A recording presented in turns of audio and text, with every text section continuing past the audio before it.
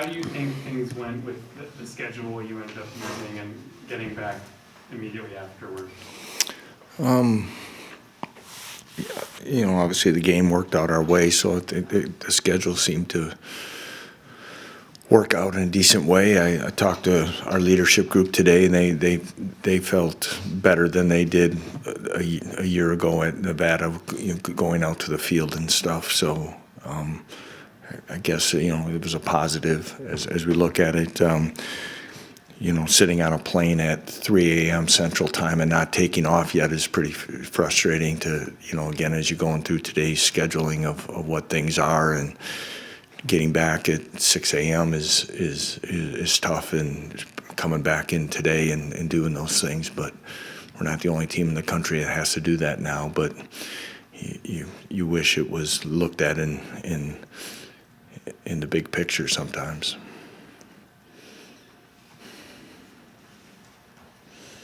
Lance, obviously you and Deion kind of very different personalities, but What makes you say that? I think he's a little more communicative to the video. But just looking at how the team building has gone for them, do you see any similarities between the two teams in the early years? I have a lot of respect for Coach Sanders and Coach Prime and how he's gone about it. And I told him that one of the first times I met him, because the thing that we do have in common is we've come up through ranks that aren't necessarily conventional to get a Power 4 football job, and that is he coached high school football. He coached at a HBCU university that doesn't have many resources, and he found a way to be successful, and he found a way to build his program and his own philosophy. And I told him that when I met him in Arizona, how much respect I had for him because of that. And in whether it be our styles or personalities, he is probably was ahead of the curve in probably being upfront about what the landscape of college football was changing and what it was going to be like and where it's heading. And that's not his fault. He's taken what's been put on us, and he's gone about building a football team that's one of the most improved in college football in a very short period of time. They're a very talented team. They're playing with a lot of confidence. Again, in all three phases, they've been highly productive, and he's got himself a really good football team with a chance to play a lot of football yet. And just looking at Travis Hunter, obviously he's had a special year in both ends. What makes it so difficult to play against a two-way player at this level? Well, again, he's just multi-talented in so many ways. He's going to be a first-round pick, if not the first player taken. He's a favorite to win the Heisman. He's, I joke with our strength staff all the time. Don't give me all this GPS data when the guy's playing 125 snaps a game or whatever it is. He seems to, but they've done a great job. And again, that's a credit to Coach Prime and his staff, because for him to be able to play the way he does, prepare him to get ready to play 2 game plans, know what to do, keep him as healthy as they have throughout his career is a great job of monitoring the situation. So, but he's explosive. He's a special athlete of our time, and the fact that the way his ball skills and reactions and everything that he can do as a player, his ability to make you miss as an offensive threat or when the ball is in his hands, either way makes him extremely dangerous. So it'll be a big test for both sides of the ball for us. Have you followed their season much? Have I followed their season? Not a ton. I forgot what game we were coming back from.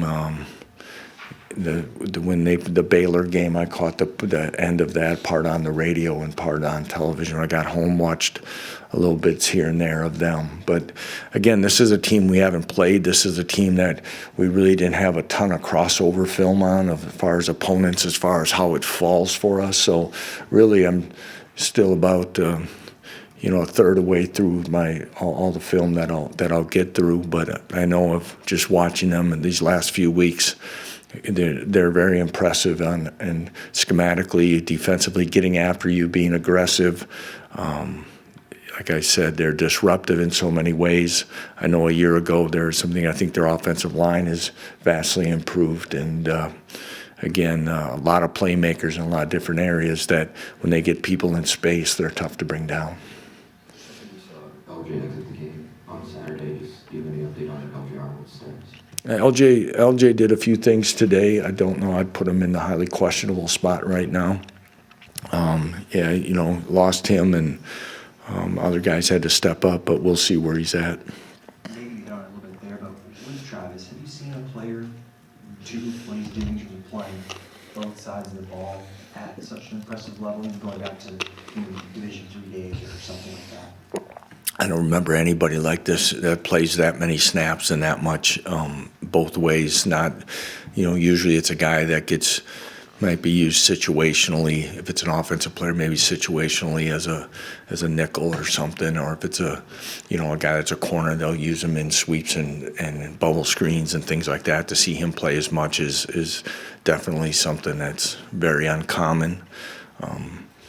I haven't even really had a chance. I haven't commented on Shedeur and the athlete that he is, and his ability to extend plays, his arm strength and accuracy, his ability to create first downs when he scrambles. All those things are highly impressive as well. So when they're clicking, they're awful tough to defend. You guys on the back end, we've seen Taylor Davis play a lot more. How do you feel like he pairs with OJ at that safety spot in terms of the way they play as a tandem? Who's that? Taylor. Taylor continues to get better. He's got a bright future. He's taking the coaching a lot better and doing some things that has made him more productive here in the last couple weeks. It's a little bit of baptism by fire here. He's going through it all of having to learn on the job based on injuries versus some other way. Sometimes you can get guys, you feed them some snaps, but he continues to learn and take the coaching that DK's given him, and you see him get better. He and OJ, they're communicating on the same page a lot better, and I guess they've taken a nice step. We played Marvin back there a little bit this week as well, and we'll see what this week's game plan presents. And with Dean Miller, it seems like he's had more end product the last couple weeks. Just what have you seen from him since maybe that first bye week? Again, he continues to get better, and you worry about a guy like Dean. We've talked about his progress and everything that he's done here, and at this stage of the season, if you worry about guys that wear down a little bit, but he's played a lot. He played probably a higher snap count probably Saturday than he has a bit. But he continues to, and the thing I really appreciate about him is the effort level and strain in which he plays. He continues his motor runs, and again, creating pressure and disruption and trying to get Shedeur off rhythm, and is going to be important. So we'll need another big game from him. Lance, I know Bryce Cabledew was doubtful at one time, and he came in and played. What did you see from him?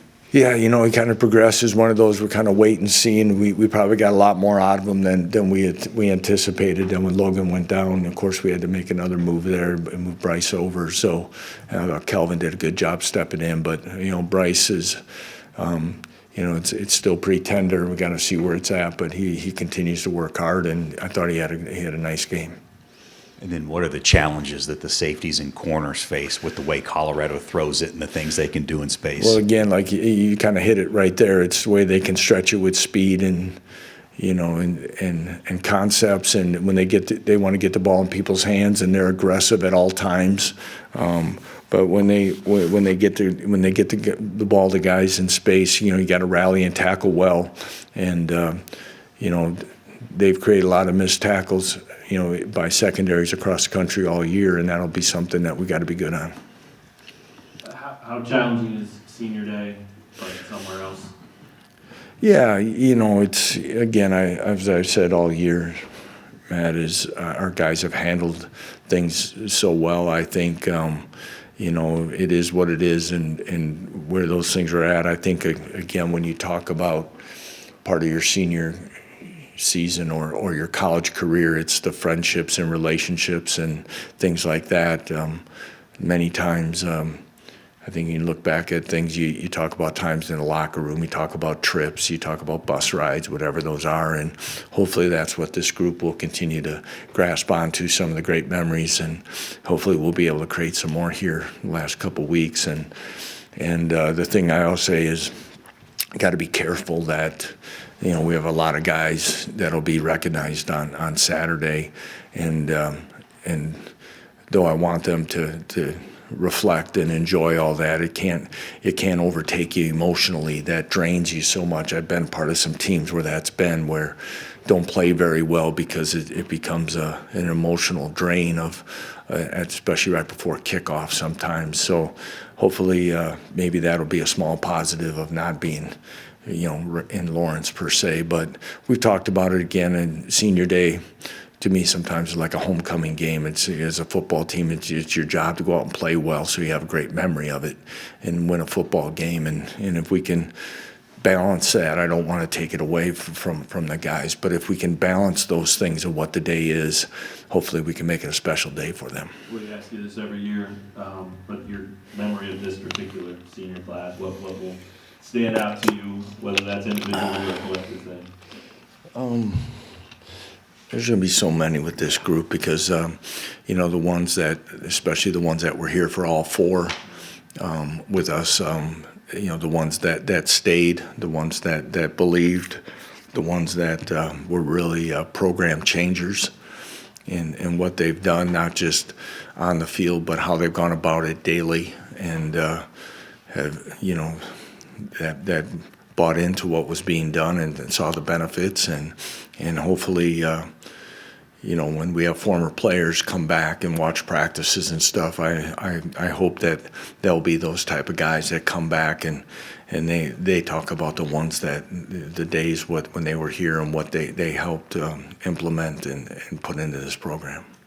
Going back to Saturday really quickly, it was a low possession game. Mm-hmm. Do you go into games thinking sometimes that this is going to be a game where we think we're getting like 3 possessions, 4 possessions? Yeah, I don't know if we necessarily break it down like that, Michael, but you could tell that there's games that we get things that talk about possessions per game and time of possession and where it's at. Yeah, we have an idea that can happen in games like that, and a 10-minute drive, is definitely one that shortened up the possession game pretty quickly in the second half. And when you do play in those more lower possession games, how does that change the way you approach it? As an offense, defense? Yeah, you have to look at it. I think you see it in football today where you talk about whether or not are you going to go for it on fourth down, touchdowns versus field goals. All those things can be a factor depending on what's happening in the game, because if things are happening, are you going to, is it going to take a touchdown to win, or is it going to be close enough to win by a field goal? Those type of things can play a part into the decision making of going for it. That's why right before we punted, when Jalen punted, the first thing we were going to think about going for it because we were out of field goal range. But then it was because possessions were going to be a part of it, but we still thought at that time to give them, if we didn't make it at that distance of a fourth down to gain, it was let's try to pin them back and play some defense and roll the dice, so to speak, on getting the next possession in better field position.